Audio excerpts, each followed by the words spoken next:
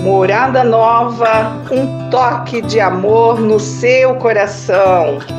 Hoje nós vamos falar sobre a armadura de Deus, isso mesmo. O apóstolo Paulo, ele nos alerta o seguinte, no livro de Efésios 6:10.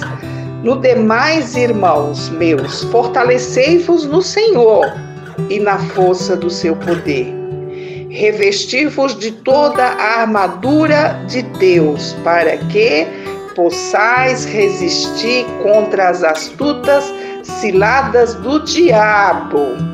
Aí ele diz, porque não temos que lutar contra a carne e sangue, e sim contra os principados, contra as potestades, contra os príncipes das trevas dos séculos, contra as hostes espirituais da maldade nos lugares celestiais.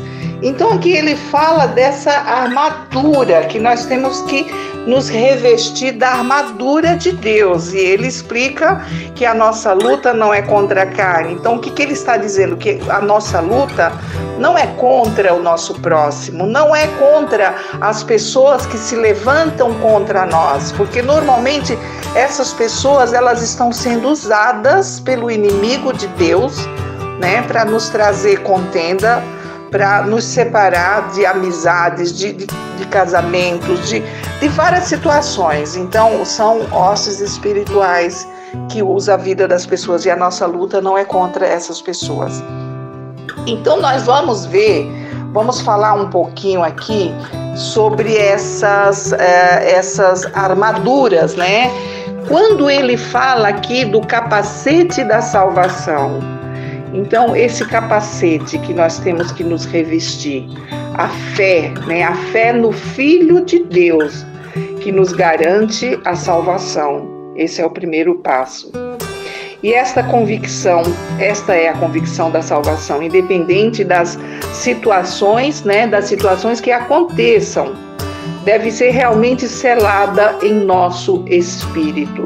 É o capacete da salvação. Ele falou também aqui de um cinturão da verdade. Então é não viver a realidade do mundo, mas viver a verdade da palavra do Senhor, né? Quebrar e lançar fora todo o engano e mentira.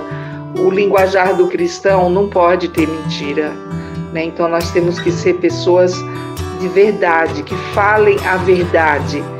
Muitos cristãos, às vezes, que se dizem cristão, ficam levantando calúnia, se possível até mente, né, e prejudica a vida de pessoas. Não, o linguajar do cristão deve ser sim, sim, não, não. Passou disso, é do maligno. Ele fala também da couraça da justiça. A couraça da justiça, ela cobre o nosso peito, nosso coração, né? Nosso coração, ele deve estar limpo, não precipitando a julgar, como eu disse anteriormente aqui, mas a servir e obedecer. Então vamos ser sempre servos, trazer para nós o exemplo do nosso Cristo, né, de servir sempre. Então vamos guardar o nosso coração, como diz Provérbios 4:23, sobre tudo o que se deve guardar, guarda o teu coração, porque dele procede as fontes da vida. Então essa é a couraça da justiça.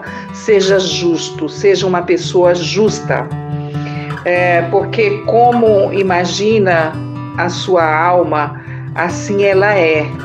Ele te diz, come e bebe, mas o seu coração não é contigo. Também Provérbios 23, verso 7. Então não deixa o teu coração te enganar. No Timóteo 6:21 diz assim, porque onde está o tesouro, aí estará também o teu coração. Por que muitas pessoas mentem, são injustas, né? Até mesmo muitas vezes muitos cristãos, entre aspas, porque onde envolve o dinheiro, né?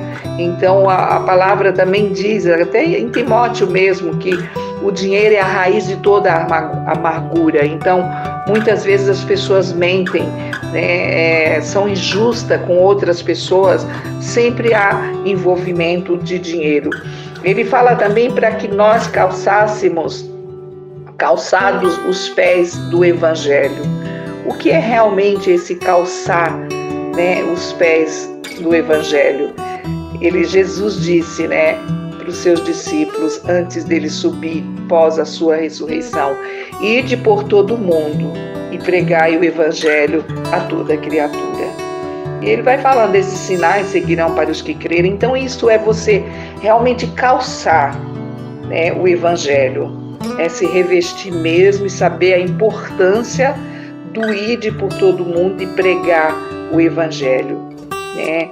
E intercessor, ele tem que anunciar as boas novas, né? Exercitar o amor pelos perdidos. Então isso é calçar, né, os pés do Evangelho. Ele diz também Isaías, né? Isaías fala, mas também Paulo mencionou lá em Romanos 10, né? Falando sobre quão formosos são os pés daqueles que anunciam boas novas.